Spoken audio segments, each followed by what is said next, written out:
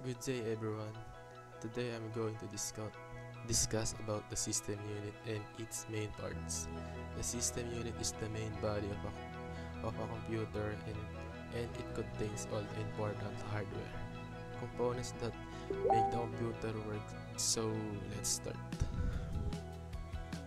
What is system unit? The system unit is the central component of a computer that contains the primary hardware element responsible for processing and managing data.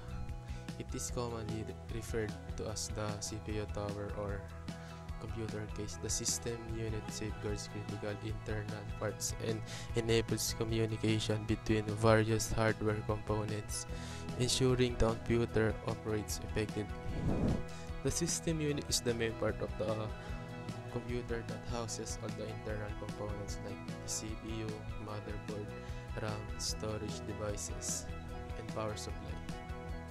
In short, this is where all the processing and data handling happens. Without the system unit, the computer won't function. Next.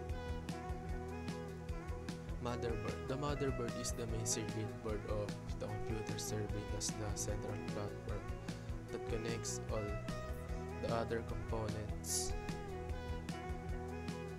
It provides pathways for communication between the processor, memory, and peripheral devices. The motherboard also includes slots and connectors for additional components such as expansion cards and storage devices. The motherboard is known as the main circuit board of the computer. Dito nakaabit ang CPU, memory, storage, at ibang parts. It connects and allows communication between all components so they can work together. CPU or Central Processing Unit. The Central Processing Unit, often referred to as the brain of the computer, is responsible for executing instructions and performing calculations. It interprets and processes data according to the software's commands. CPU performance is measured in gigahertz, which determines the number of operations it can perform per second. A faster CPU allows for more efficient processing and multitasking. The CPU is called the brain of the computer, processes all the instructions and calculations coming from programs and applications. Memory,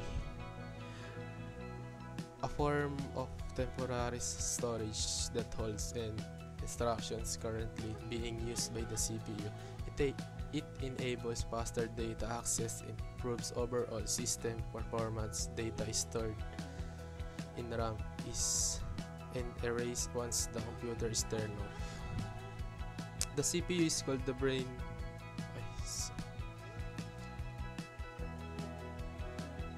The next part is the memory, which includes RAM and ROM. The RAM is the temporary memory. Ginagamit lamang habang nakabukas ang computer and the data disappears. The ROM contains permanent instructions like the BIOS, which helps the computer starts. Kaya masasabi natin RAM is for temporary data while ROM is for permanent instructions. Storage devices. Next, we have the storage devices. Ito yung ginagamit para sa permanent data storage. Meron siyang two common types. HDD or tinatawag na hard disk drive.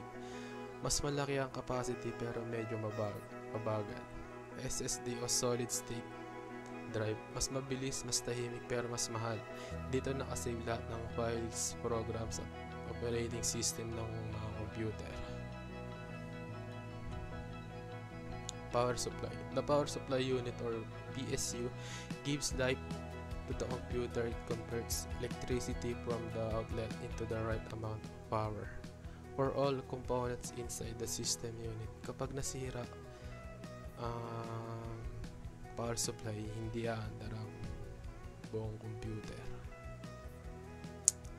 Expansion card. Expansion cards are optional parts that we can add to improve the, the performance of the computer. Example, GPU or yung graphics card. Yung next naman yung sound card for better audio quality and network. Network card for internet connectivity. In short, these cards add extra features to your computer depending on your needs. Next, yung cooling system. The cooling system keeps the temperature of the system unit under control. It includes fans and heat sinks that prevent overheating, especially of the GPU and CPU. Without the cooling system, the computer might overheat and get damaged. Kaya napaka-importante yung may maayos na airflow sa loob ng system unit natin para di mag-overheat.